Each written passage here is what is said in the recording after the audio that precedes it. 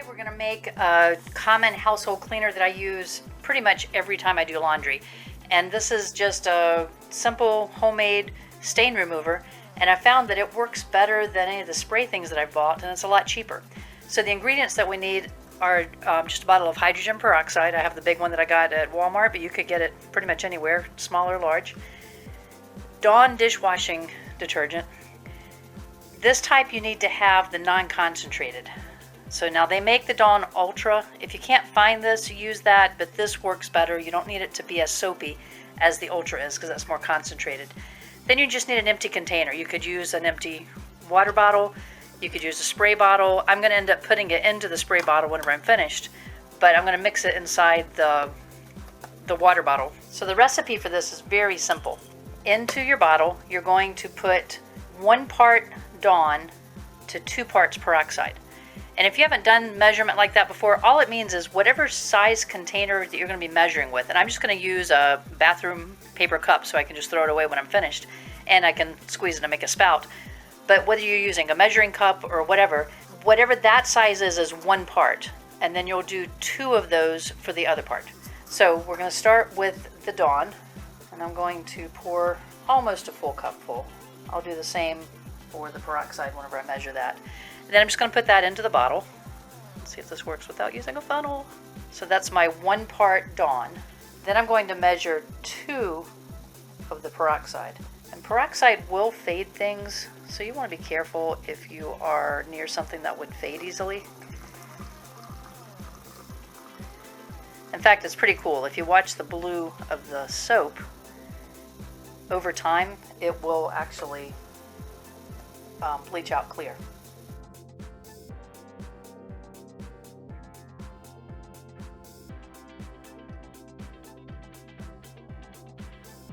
So in the bottle now we have the Dawn, the peroxide, and nothing else.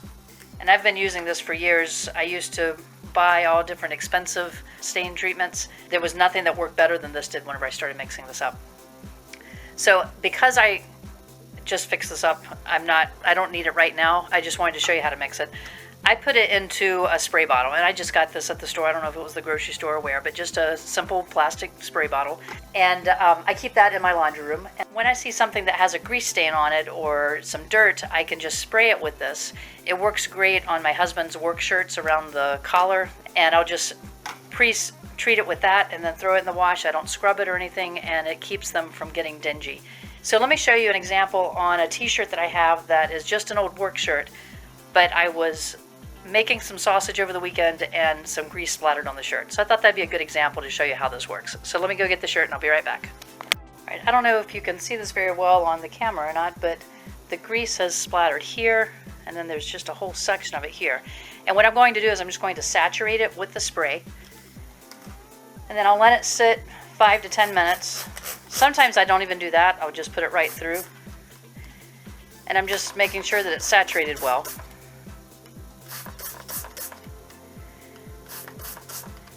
I've used this on my t-shirts a lot, so I know that these shirts are not going to fade. But if you're using it on a dark color, especially for the first time, you may want to test it first on an inside seam and just see if it would fade it or not. So the next step is to run my wash, and sorry about the noise, it's a small laundry room. So I'm just going to put my soap in as I usually would. And then here's my shirt. I sprayed it about 3 to 5 minutes ago, and you can see it's still wet, but I did not scrub it or anything. I just sprayed it. I'm throwing it in the wash, and then we'll check it when the wash is done and see how it turned out.